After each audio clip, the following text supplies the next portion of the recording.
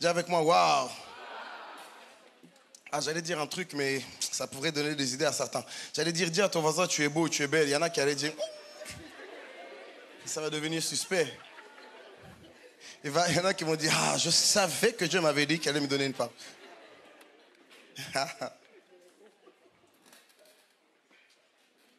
Dis à ton voisin, bienvenue dans la présence de Dieu. Vous avez remarqué que nous sommes la majorité en gris, blanc. Nous sommes dans un thème. Qui connaît le mois dans lequel nous sommes? Ne me dis pas le mois de septembre. Hein? Ok, je vais compter jusqu'à 3, on va tous se dire 1, 2, 3. Il y en a qui sont là. Et ils pensent qu'ils vont passer dans les mailles du filet. Encore une fois, 1, 2, 3. Il y en a qui disent spirituel. Spirituel.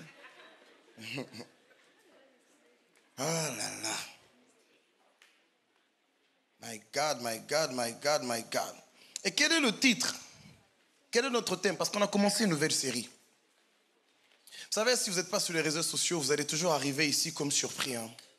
Vous allez dire, ah bon? Il y a un dress code. Oh, mais qu'est-ce qui se passe? Je n'attaque personne. Hein. J'ai regardé personne. Donc, ne commence pas à dire que je t'ai visé. Donc, le titre de mon message, parce que nous sommes dans un thème, les dons spirituels, 2 points. Je vous écoute? Non. Il y en a qui connaissent bien. Pas attends. Ici, là, on dirait que, bienvenue à la CER. Ici, c'est New Revelation. Vous savez ce que ça veut dire quand même, New Revelation? Ça veut dire en fait que tous les dimanches, quand tu arrives à l'église, tu dois t'attendre à ce que le Seigneur te dise quelque chose de particulier, de nouveau sur sa personne. Alléluia.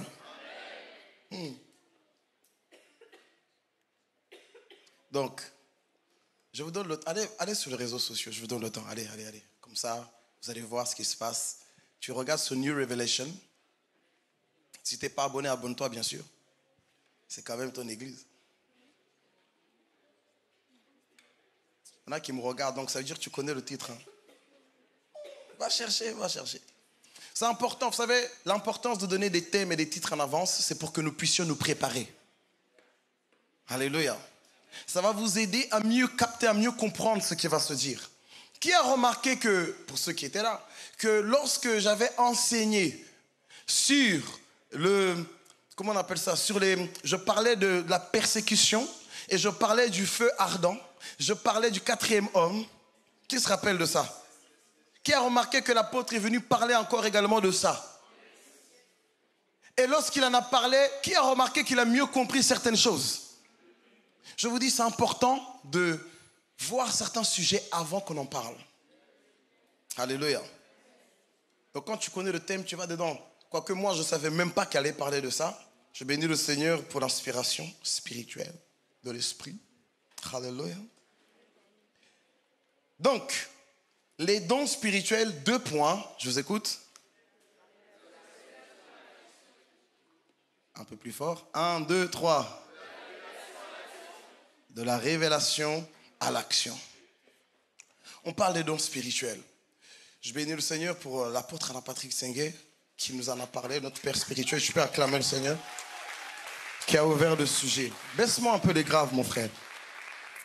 Qui a ouvert, surtout peut-être dans mes retours là, qui a ouvert le sujet et je pense vraiment que c'est pas un hasard en fait. Et le titre de mon message, parce que ça c'est le grand thème, mais le titre de mon message c'est un esprit. Il y en a qui connaissent déjà le titre? Je t'écoute. Oh. Vous aussi là, il ne fallait pas leur montrer. Il y en a qui ont dit, oui, je sais. Un seul esprit, une multitude de dons. J'ai voulu développer le thème parce qu'en fait, comment on va fonctionner? Ce dimanche, nous sommes en gris. parce que nous allons parler des bases des dons spirituels. Le gris, c'est un peu, c'est comme ça que je le vois, l'image vraiment de la fondation, des bases des dons spirituels. Mais la semaine prochaine, il y aura une autre couleur. Ah oui, ah oui. Mais cette fois-ci, je vais donner un peu plus de liberté. C'est, on va vous annoncer la couleur, peut-être à la fin du culte, peut-être celui-là ou du deuxième, je ne sais pas. Et vous allez pouvoir, en fait, vous habiller. Certains vont venir juste avec, je ne sais pas, un accessoire, mais d'autres vont peut-être se mettre entièrement comme ça. Mais là, on va mettre une couleur liée à la révélation. Et c'est une couleur que j'affectionne beaucoup. Vous savez, je ne connaissais pas les couleurs que j'aimais. Un jour, j'ai juste remarqué que j'aime toujours la même couleur. À chaque fois, la montre est comme ça, la veste est comme ça, la voiture, cette couleur. C'est là comme ça que j'ai découvert que j'aime cette couleur. Mais je ne vais pas vous annoncer ça maintenant. Je vais attendre la fin du culte. OK? Mon frère, viens ici. Viens écouter le son que tu me donnes. C'est important. Envoie un de tes frères. Parce que vous m'envoyez un son là. Vous-même, vous ne savez pas ce que vous m'envoyez. Viens ici, frère. Est-ce qu'on peut acclamer le frère? C'est JP. Non, c'est important. Parce que vous attendez pas la même chose que moi ici. Vous voyez, non? Ok. T'inquiète pas, c'est la famille, frère. C'est rien, c'est rien. Hein? Est-ce qu'on peut encore l'acclamer, l'applaudir? On est en famille, hein? Ok. Donc, nous allons voir en fait les différents dons. Et pendant tout ce thème, l'idée vraiment, c'est que on passe de la révélation à l'action, que nous puissions mettre ces dons en pratique. Parce que Dieu nous donne des dons pour une raison. Et il n'y a personne qui n'a pas de dons. Et là, je ne parle pas de chanter, hein, ou de jouer au foot, ou de jouer au basket, ou bien de savoir coiffer ou coudre. Là, je parle des dons spirituels pour l'édification du corps de Christ. Alléluia. Et c'est vraiment important de comprendre que ces dons nous ont été donnés pour que nous puissions avoir un type de résultat. Alléluia. Et j'aimerais que nous puissions aller sans plus attendre dans Éphésiens chapitre 4. Ou, avant d'abord d'Éphésiens chapitre 4, j'aimerais vous poser quelques questions pour voir si vous avez révisé. L'apôtre nous a parlé des 9 dons charisma. Alléluia. Parle-moi. Moi, j'aime prêcher quand il y a un peu de bruit. Je suis un peu comme mon père spirituel. Est-ce que tu peux me donner un bon amen? Non, pas ton voisin, toi. Donne-moi un bon amen. Merci. La Bible va nous parler des 9 dons charisma divisés en 3 groupes. Premier groupe. Révélation. Il y a quoi dans le groupe de révélation? Est-ce que je peux nommer quelqu'un? Ok, vas-y, dis-moi, lève-toi. Lève-toi. Vas-y, rapidement, vite. Parole de connaissance. Attends, bon, vas-y, donne les 3 si tu peux. Elle a dit parole de connaissance, parole de sagesse et discernement des esprits. Qui est d'accord, qui n'est pas d'accord? Je vais corser un peu les choses pour voir s'il y en a vraiment qui ont suivi. Levez la main si tu n'es pas d'accord. Est-ce qu'il y a une erreur? Il y en a qui disent, moi j'en sais rien du tout. Ok, deuxième catégorie, merci beaucoup. Deuxième catégorie de dons. Lève-toi. De proclamation. Très bien. Ou dons vocaux. Il y a le don de prophétie, celui du parler en langue et le fait de comprendre le parler en langue. L'interprétation. Enfin, l'interprétation. L'interprétation. Merci beaucoup. Parfait. Troisième catégorie. Vas-y, moi. Quoi? Lève-toi. Les dons de... Il y a quoi dans les dons de puissance?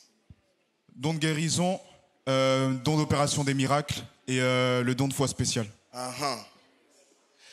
Acclamez-vous pour vous-même. Acclamez vous-même. Regardez, c'est important, c'est des choses, comme l'apôtre le dit souvent, c'est des choses à apprendre par cœur. Je t'assure, quand tu l'apprends par cœur, ça facilite les choses au Saint-Esprit. Vous savez, la Bible dit que le Saint-Esprit nous ramènera en mémoire ce que le Seigneur Jésus aura dit. Alléluia. Donc, le Saint-Esprit travaille beaucoup avec notre mémoire. D'où le fait qu'il est important d'apprendre certains passages par cœur. Ou bien de souvent étudier la parole de Dieu parce qu'il a besoin de ça pour nous enseigner les choses. Au début de ma vie chrétienne, n'ayant pas beaucoup d'informations sur Dieu, le Seigneur se basait sur le peu d'informations que j'avais pour m'expliquer des choses qui ne sont même pas dans la Bible. Par exemple, la première fois que le Seigneur m'a parlé clairement, enfin, parmi les premières fois, il m'a montré la pub Adidas. La pub Adidas. Et j'ai eu une vision, j'ai vu Adidas, impossible is nothing. Et il est en train de me ramener, ou du moins m'introduire dans la notion de tout est possible. Mais il n'avait pas beaucoup de choix, j'avais que Adidas dans ma tête. Vous voyez ce que je veux dire? Et dans les mois qui ont suivi, il me parlait avec Dragon Ball Z. Qui connaît Dragon Ball Z?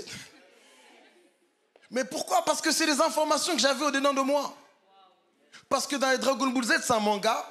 Et le personnage, ce qui ne le tue pas, le rend plus fort. À chaque fois qu'il frôle la mort, il devient encore plus fort. Et ce personnage, à un moment donné, va avoir comme des super...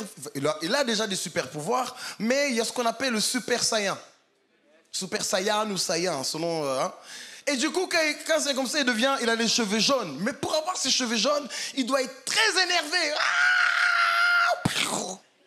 Et à un moment donné, il va arriver à un niveau où il va avoir un adversaire qui sera beaucoup plus fort. Et donc, il va aller dans ce qu'on a appelé dans le manga la chambre de l'esprit du temps, si je ne me trompe pas, pour apprendre à maîtriser ce don, de sorte qu'il puisse être dans cette Super Saiyan-là sans être énervé, en étant banal.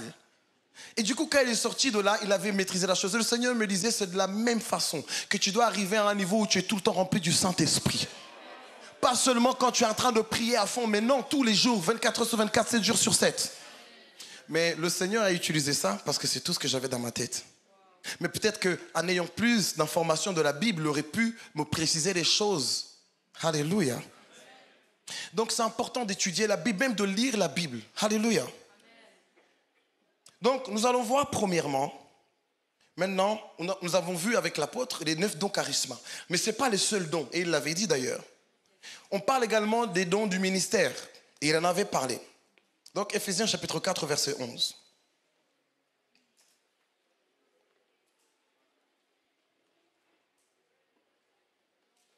Ephésiens chapitre 4 au verset 11. Et il a donné les uns comme apôtres, les autres comme prophètes, les autres comme évangélistes, les autres comme pasteurs et docteurs, pour le perfectionnement des saints en vue de l'œuvre du ministère. Pour le perfectionnement des... C'est qu'on est des saints. Alléluia. En vue de l'œuvre du... Qui doit faire l'œuvre du ministère? C'est qui? C'est qui? Donc, tu dois avoir une œuvre du ministère que tu dois accomplir. C'est pourquoi Dieu n'a jamais... Tu ne dois pas rester à chauffer les bancs. Tu dois te lever et servir dans un département. Alléluia. En fait, ce n'est pas une option. Ça veut dire que les apôtres, les prophètes, etc. nous ont été donnés pour nous perfectionner, pour qu'on puisse mieux servir dans la maison de Dieu. Alléluia. Donne-moi un bon amen. Ça veut dire alors que si tu veux mettre en pratique ce message, tu ne pourras pas partir ce dimanche sans être allé dans un département pour te proposer, ou sinon pour proposer tes services. Alléluia. On a besoin de main d'œuvre. Vraiment. Regardez. Donc, premièrement, on comprend qu'il a donné également les dons qui sont les ministres de Dieu. Alléluia. Donc, ton pasteur est un don. Ton leader est un cadeau que Dieu t'a fait. Alléluia. Ce qui veut dire alors que si ton pasteur ou ton leader ne réagit pas ou ne fait pas ce que tu aimerais qu'il fasse, va te plaindre chez celui qui t'a donné le cadeau. Alléluia. Ça a l'air simple, hein, mais c'est tellement important. Parce que beaucoup de gens veulent attaquer leur pasteur ou leur leader au lieu de se focaliser sur celui qui leur a donné ce pasteur ou ce leader. Après tout, avant de te ramener dans cette église, ils connaissaient cet homme de Dieu. Il n'y a que toi qui l'as découvert, mais en ce qui concerne Dieu, il ne l'a pas découvert. En te mettant dans ce réseau, Dieu connaissait déjà ton leader. Et une chose que mon père biologique disait souvent, et que même l'apôtre le dit d'ailleurs souvent, c'est que les manquements des personnes autour de nous, les défauts des personnes autour de nous sont là pour nous perfectionner. La Bible n'a jamais dit que Dieu veut nous perfectionner seulement avec les bonnes choses. Il y a aussi le feu qui purifie. Ouais, mais le pasteur m'a parlé trop durement. C'est peut-être ça que tu avais besoin pour évoluer et travailler certaines choses dans ton caractère. Alléluia. La douleur n'est pas synonyme de quelque chose de mauvais. La Bible parle de l'homme de douleur habitué à la souffrance. La Bible nous parle du fait d'être brisé. Le fait que Dieu aime nous briser. Alléluia. Donc, si Dieu veut nous perfectionner, ça va forcément passer également par le brisement. Il va falloir que tu changes d'état. Le toi d'aujourd'hui doit changer. Et très souvent, ça nous fait mal parce qu'on ne veut pas changer. On ne veut pas devenir une autre personne. Mais c'est le projet de Dieu. Alléluia. Et j'aimerais maintenant, ça c'est le point numéro 1. Point numéro 2. J'aimerais que nous puissions parler également des dons de service. Romains chapitre 12. Avant même le don de service, on va d'abord parler de dons de gouverner. 1 Corinthiens 12, 28. Dis avec moi le don de gouverner. Le don de gouverner. Vas-y, tu peux lire, mon frère. Et Dieu a établi dans l'Église, premièrement des apôtres, secondement des prophètes, troisièmement des docteurs, ensuite ceux qui ont le don des miracles, puis ceux qui ont les dons de guérir, de secourir, de gouverner, de parler diverses langues. Voilà où se trouvent les autres dons. Le don de gouverner. Dieu va nous donner des dons. Surtout, nous, à la CER, on parle de GR, on parle de département. Forcément, il y a des êtres humains, forcément, il va falloir gouverner. Gouverner, c'est quoi? C'est la capacité à organiser et à gérer des hommes. Et les caractères, les états d'âme. À accepter d'être jugé et critiqué. Parce que les hommes qu'on dirige vont nous critiquer, ils vont nous juger, ils vont nous pointer du doigt. À accepter d'être, entre guillemets, exposé. Parce que lorsque tu parles, lorsque tu agis, tout le monde te voit. Parce que là, je suis devant, tout le monde me voit. Mais toi, on ne te voit pas beaucoup. Ça, c'est quand tu as accepté justement de gouverner. Alléluia. Quand tu as accepté de gouverner, tu vas vivre ce genre de choses. Tu vas te retrouver dans une situation où on va voir tous tes défauts. Donc, quand tu as le don de gouverner, tu n'as même pas le choix. Vous savez quoi? Il y a quelque chose qui est choquant dans cette histoire, c'est que le don de gouverner n'attend pas que tu sois parfait. Dieu t'a donné ce don au début. C'est-à-dire qu'au moment où il te crée, au moment où il t'envoie sur la terre, il te donne ce don déjà. Maintenant, si tu as travaillé ton caractère ou pas, ça c'est autre chose. Dieu peut te positionner quelque part.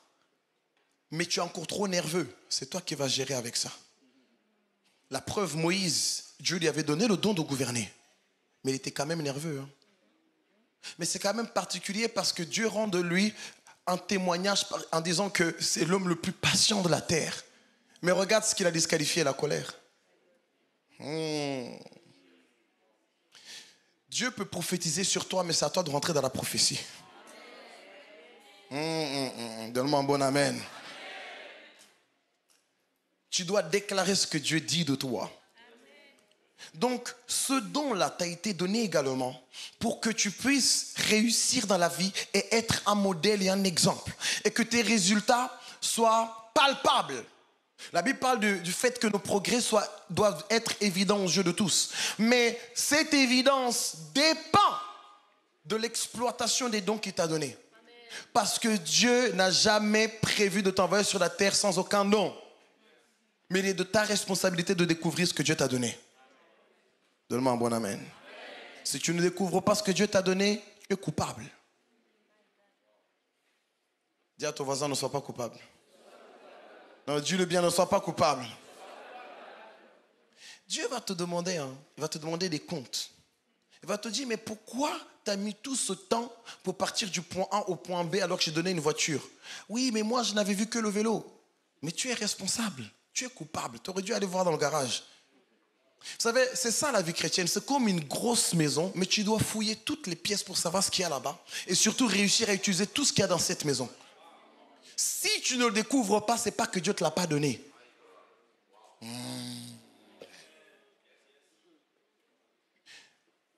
Je bénis le Seigneur, mais je trouve que c'est quand même un peu tard. J'ai découvert que j'avais certaines capacités, mais un peu tard. Au début, je me disais non, c'est parce que j'ai peut-être, comme j'ai vécu la guerre, j'ai des traumatismes, donc je suis bizarre. Alors que non, c'est lié au don que Dieu m'a donné. Par exemple, j'ai une très grande capacité à relativiser et à prendre du recul pour mieux juger les choses.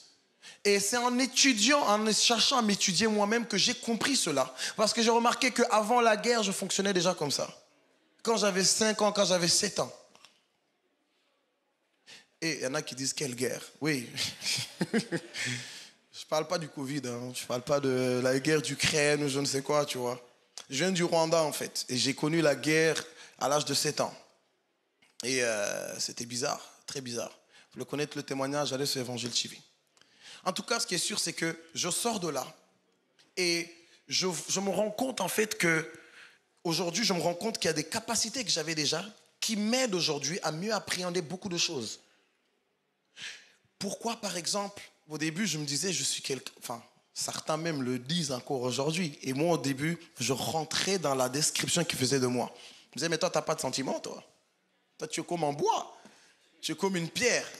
Tu n'éprouves aucun sentiment. Non, c'est parce que je prends beaucoup de recul. Donc j'arrive à comme maîtriser mes sentiments et les manifester au bon moment. Ce n'est pas encore parfait, mais la majorité des fois, je pleure quand j'ai décidé de pleurer. Je me réjouis quand je décide de me réjouir. Et c'est important de maîtriser ces choses-là. Et lorsque je parle du mariage, je parle souvent du fait que j'ai décidé de tomber amoureux. Ça ne m'a pas eu. C'est pas, je suis là, je suis frappé d'un coup de foudre, je ne sais quoi. Jamais. Et le truc, c'est que je savais le faire même quand j'étais dans le monde. Pourquoi? Parce que je sais prendre du recul et me dire, attention, si tu tombes amoureux, bon, c'est ça ma réflexion, tu verras que du bleu. Tu vas croire que c'est la meilleure, tout ce qu'elle fait c'est bien, tout ce qu'elle dit c'est bien, il faut faire tout ce qu'elle te dit, alors que ce n'est pas si sûr que ça. Donc il va falloir que tu aies suffisamment d'objectivité. Donc analyse d'abord cette fille. Une fois que tu auras validé tout ce que tu veux valider, là tu peux te laisser aller. Parce que tomber amoureux, la vérité, c'est très facile. Il suffit juste de passer longtemps au téléphone. Hein? Je suis en train de t'expliquer comment tes sentiments sont venus. C'est pas Dieu qui t'a parlé. Non. C'est pas, ouais, c'était pas mon style, mais tout d'un coup, non, c'est le téléphone. C'est le téléphone. C'est passer du temps avec la personne. Tu vas au cinéma, tu vas manger, mais tu penses qu'il va se passer quoi? T'as pas remarqué que, je sais pas, c'est à partir de 23h que tu as envie de parler avec la personne? C'est bizarre qu'à 15h ou à midi, ça te dit rien. C'est que la nuit. Les choses de la nuit. Et donc, du coup, tu vas te retrouver à développer des sentiments sans comprendre ce qui t'est arrivé. Parce que tu n'as pas pris le temps de t'auto-analyser et d'étudier qui tu es et comment tu fonctionnes. Les dons spirituels, c'est pareil. Tu as la responsabilité d'étudier les dons que Dieu t'a donnés. Il se pourrait même que tu aies une spécificité particulière que personne ici n'a. Regardez, merci Seigneur de me rappeler la chose. On a dit, le thème c'est gris. Mais personne n'est habillé exactement pareil. Mais pourtant, on est tous en gris. Du moins en majorité. Ça veut dire quoi? Ça veut dire que c'est le même esprit, mais une manifestation différente. Et c'est ce qu'on va voir tout au long, jusqu'à la fin de ce mois. Vous allez vous rendre compte. On peut donner les mêmes couleurs, mais ce ne sera jamais pareil. Pourquoi? Parce que chacun aura sa façon d'exprimer la chose. Alléluia. C'est pourquoi c'est vraiment important de s'étudier soi-même. Parce que tu n'as pas été fait à l'identique de qui que ce soit. Tu es unique en ton genre. Et tes empreintes en sont les témoins. Mais si tu décides de croire que tu as les mêmes empreintes que ton voisin, tu risques d'être frustré dans la vie. Donc, c'est important d'étudier ces dons. Donc, on va voir maintenant les dons qui sont un peu plus particuliers. On va commencer par 1 Corinthiens 7:7. Si je ne me trompe pas. Je voudrais que tous les hommes fussent comme moi, mais chacun tient de Dieu un don particulier, l'une d'une manière, l'autre d'une autre. De quoi il parle ici? Il parle du don de célibat. Mais on parle du don. Célibat, c'est un démon, ça. Mais alors, c'est un don. Sinon, Jésus était possédé. Tu vas oser dire ça? Le don de célibat. Ce n'est pas parce que tu n'as pas ce don que tu vas commencer à critiquer, à dire non, c'est pas bien. Ceux qui ont le don, ils savent pourquoi ils appellent ça don. L'apôtre Paul va dire, j'aurais aimé que tout le monde soit comme moi. Ça veut dire qu'il vit des choses tellement là-bas, là seul. Il n'y a que lui qui sait avec Dieu. Alléluia. Mais maintenant, ne dis pas le don de célibat parce que tu as été blessé. Parce que ton petit copain t'a plaqué, il t'a humilié. Ou bien ton ex-copine t'a humilié ou t'a méprisé, donc tu penses que tu as le don de célibat. C'est pas comme ça. Alléluia. Mais comment vas-tu savoir si tu ne prends pas le temps d'étudier ta destinée? Tu dois prendre le temps d'étudier ta destinée. Ta destinée pour mieux comprendre qui tu es. Et savoir les outils qui t'ont été donnés pour réussir dans la vie. Dis avec moi, je prends le temps. Non, dis-le avec conviction. Je prends le temps d'étudier ma destinée, mon appel et les dons qui m'ont été donnés pour cela. Si tu ne le fais pas, personne ne va le faire à ta place. Je dis bien personne. Parce que chacun regarde d'abord ce qu'il doit faire dans sa vie. Déjà, étudier sa propre vie, c'est dur, c'est compliqué. Maintenant, je vais m'oublier pour venir étudier ta vie. Lis la Bible, mon frère. On a tous la Bible. On a tous le même Saint-Esprit. Et d'ailleurs, c'est aussi le rôle du Saint-Esprit, venir nous conduire dans toute la vérité. Alléluia. Et nous instruire et nous enseigner par rapport à ce pourquoi il nous a envoyés sur cette terre. Donc c'est vraiment important de prendre le temps. De prendre le temps. Quand tu pries, est-ce que tu pries pour toi? Ou bien tu pries que pour le mari, la femme, les GR et les réseaux? Est-ce que tu remarqueras que dans ta vie, que ce soit pour le mariage, que ce soit pour l'entreprise, que ce soit pour quel que soit le projet, tu es le dénominateur commun. Donc la personne en qui tu dois le plus investir, c'est toi. Alléluia. Amen. Si toi tu es bancal, tout ce qui te concerne sera bancal. Et s'il vous plaît, quand je parle d'investir en soi-même, c'est s'étudier, non seulement s'étudier, mais même étudier son corps. Est-ce que tu sais que tu ne vas pas te fatiguer comme moi je me fatigue? Tu ne vas pas être mentalement fatigué comme moi je me fatigue mentalement ou physiquement.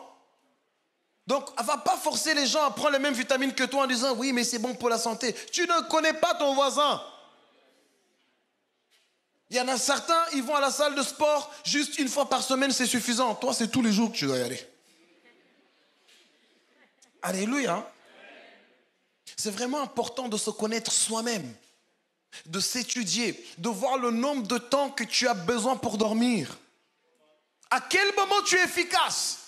À quel moment tu n'es pas efficace? Moi, j'ai découvert à quel moment je ne suis pas efficace. Et j'ai trouvé des combines.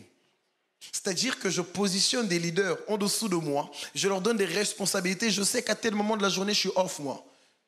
Donc, comme je suis off, par contre, il me reste suffisamment d'énergie pour autre chose. Par exemple, le dimanche, ne viens pas trop essayer de m'expliquer les choses compliquées.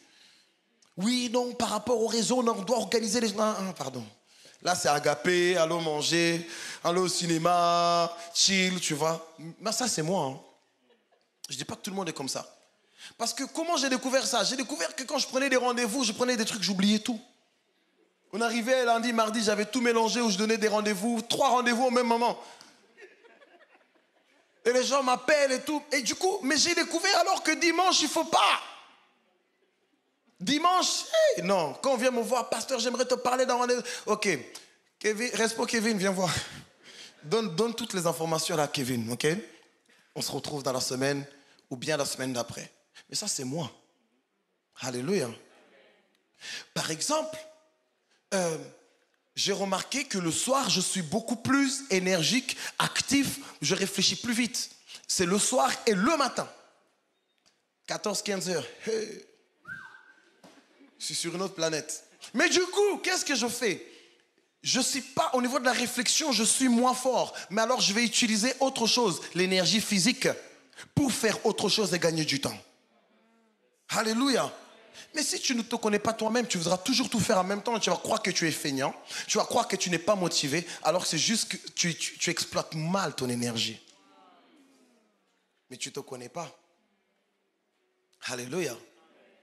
C'est très important d'apprendre à se connaître et de voir ces choses-là. Donc j'aimerais qu'on puisse voir aussi 1 Pierre 4. On va parler de l'hospitalité, je ne me trompe pas, 1 Pierre 4, de 9 à 10. Parce que l'hospitalité, c'est un don. Il y en a qui n'aiment pas héberger les gens, ça les fatigue. Donc on ne va pas commencer à dire, lui, il est méchant. Non, il n'a pas le don. Et commence pas à embrouiller ton voisin ou ta femme ou ton mari. Toi, tu veux toujours héberger les gens. C'est un don qu'il a. Donc, au lieu de frustrer son don, essayez de savoir comment manager ce don. Vas-y, mon frère. Exercez l'hospitalité les uns envers les autres, sans murmure. Comme de bons dispensateurs des diverses grâces de Dieu, que chacun de vous Comme de bons dispensateurs de différentes grâces. Continue. Que chacun de vous mette au service des autres le don qu'il a reçu. Que chacun de vous mette au service de qui? Parle-moi. Pourquoi tu es muet? Parle-moi. Donc tu me dois quelque chose. Dis à ton voisin, tu me dois ton service. Dis-le, tu me dois ton don.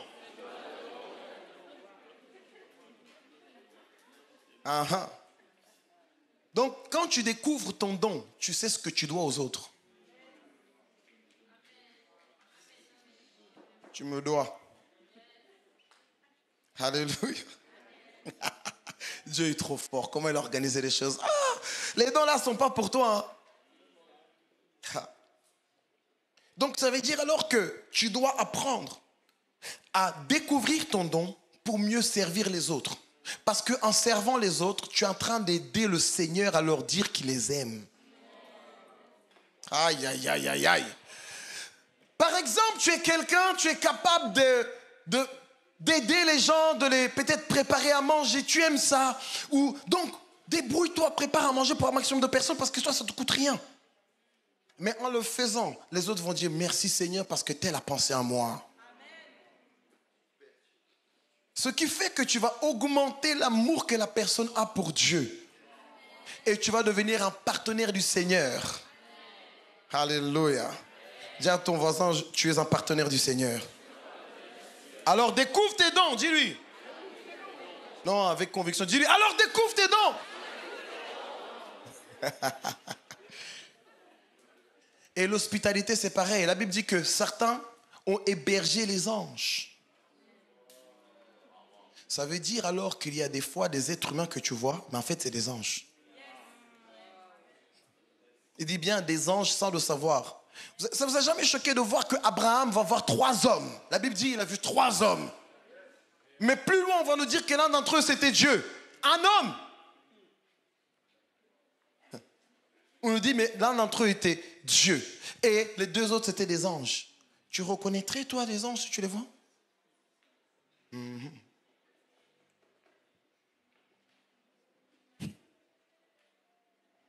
Il faut exercer l'hospitalité parce que c'est aussi un don. Donc, quand vous voyez des gens qui aiment trop aider les gens, qui aiment trop peut-être... Quand il y a quelque chose que tu aimes beaucoup faire et les gens te disent que tu aimes trop ça, ça cache peut-être un don.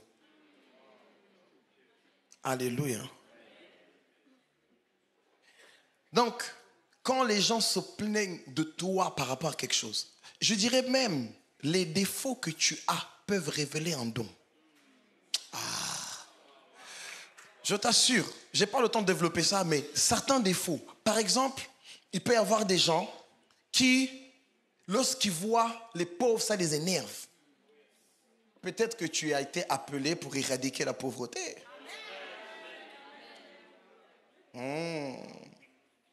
Parce que si tu n'aimes pas ça, tu vas tout faire pour que, il ne faut plus qu'on voit ce truc-là. Donc tu vas bénir tous ces gens-là. Rapidement, le dernier don, c'est le don de service. Romains 12, du verset 6 au verset 8.